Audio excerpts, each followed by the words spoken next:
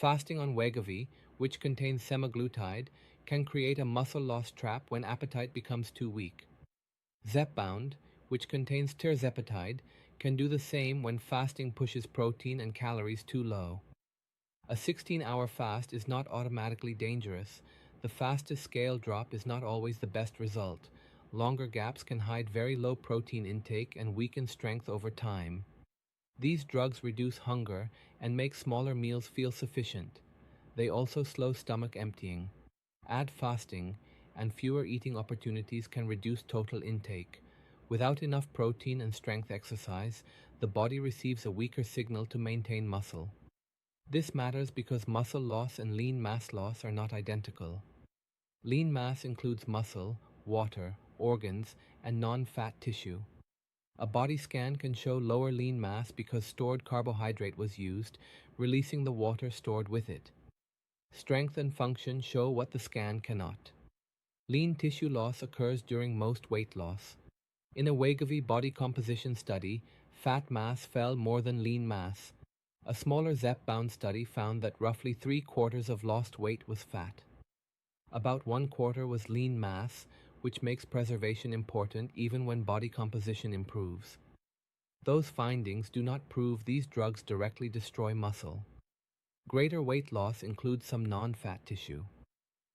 The real danger appears when medication-driven appetite suppression combines with severe restriction, inactivity, illness, or low protein.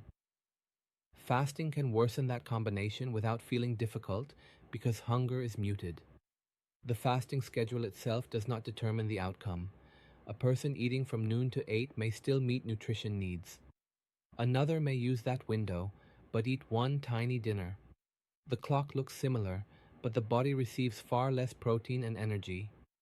Protein supplies amino acids, the building blocks used to repair muscle. Eating protein raises muscle-building activity for several hours. Strength exercise makes muscle more responsive to that signal. When fasting removes meals and exercise disappears, muscle breakdown can exceed rebuilding across repeated days. This matters most during rapid weight loss because the body is already receiving less energy. The body can burn stored fat but still needs amino acids for essential work.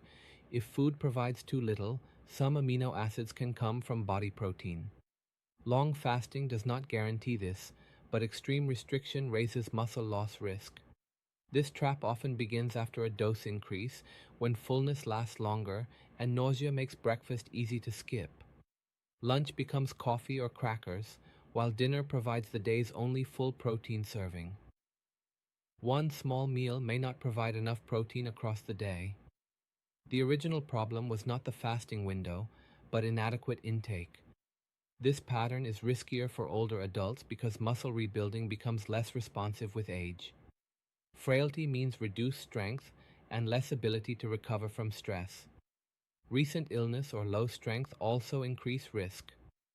A person struggling to rise from a chair should not chase aggressive fasting for a faster weekly number. Losing muscle can make the scale look more impressive. A smaller number may reward a plan that weakens your legs, grip, and balance. You can celebrate 10 lost pounds while stairs quietly become harder. The scale reports total weight, not the quality of that loss. Another risk group includes people who stop strength activity during treatment. Walking supports health and fitness, but may not challenge enough muscle. Muscle needs work that becomes gradually harder. Without that challenge, the body has less reason to keep muscle it rarely uses. Symptoms can expose the problem before a scan does. Watch for declining grip, slower stairs, difficulty carrying groceries, or needing your arms to leave a chair. New fatigue also matters. These changes deserve attention when they appear alongside rapid loss, tiny meals, and little strength exercise. Do not use a home smart scale as the final judge. Its muscle estimate changes with hydration, salt, food, and stored carbohydrate. A sudden lean mass drop after fasting may reflect water. Strength tests, waist change, body weight, and clinical assessment provide a better picture. Measurements matter only when they change the plan. Review the dose when eating becomes persistently difficult. Severe fullness, repeated vomiting, or inability to eat enough can show that the dose is too hard to tolerate. Contact the prescriber before increasing Wegovy or Zepbound again. Other medications also affect fasting safety because insulin and sulfonylureas can cause low blood sugar when meals disappear. Sulfonylureas are pills that push the pancreas to release insulin. Wegovy or Zepbound alone has a lower risk, but insulin or sulfonylureas raise it. Medication doses may need review before prolonged or repeated fasts. Judge the fasting plan by whether the eating window supports nutrition and recovery after checking dose tolerance and low blood sugar risk. Fasting duration is secondary. A shorter window that repeatedly blocks protein, fluids, or training is a bad plan. A consistent schedule supporting meals and strength may be reasonable. Start by placing 2 or 3 dependable protein servings inside the eating window. Each should be a real serving, not a garnish. Eggs with Greek yogurt, chicken with beans, fish with vegetables, or tofu with edamame can work. Liquid protein may help when solid food feels difficult. Many adults losing weight may benefit from about 1.2 grams of protein per kilogram daily. That amount helps protect muscle during weight loss. Using current weight may set the protein goal too high for some people. A clinician may base the target on a lower weight. Kidney disease may require an individualized target. Distribution matters when appetite is low. Saving nearly all protein for dinner can be uncomfortable on these drugs. Smaller servings across 2 or 3 meals are often easier. Place the most dependable serving early so nausea or fatigue cannot erase it later. Protein works best when resistance training challenges major muscles twice weekly. Chair squats, wall push-ups, pulling exercises, step-ups, and carrying weights are valid starts. The last repetition should feel challenging with safe form. Gradually add repetitions or resistance as strength improves. Do not schedule the hardest workout after your longest fast when dizziness or weakness occurs. Training quality matters more than exercising without food. Moving the session near a protein meal may improve comfort and recovery. Hydration also matters when nausea reduces drinking. Once protein and training are in place, use 3 checks every 2 to 4 weeks. First, track average weight instead of one morning number. Second, repeat one simple strength task under similar conditions.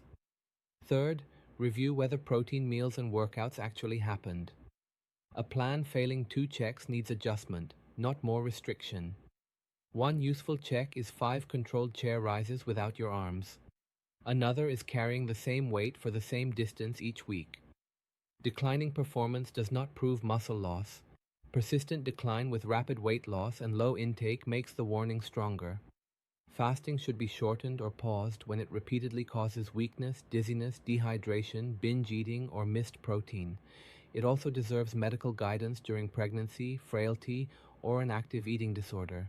The goal is controlled fat loss, not endurance through avoidable risk. The best plan keeps the benefits of Wegovy or Zepbound while protecting the body that must carry the lower weight. Use fasting only when nutrition still fits. Prioritize protein, progressive resistance training, and tolerable dosing.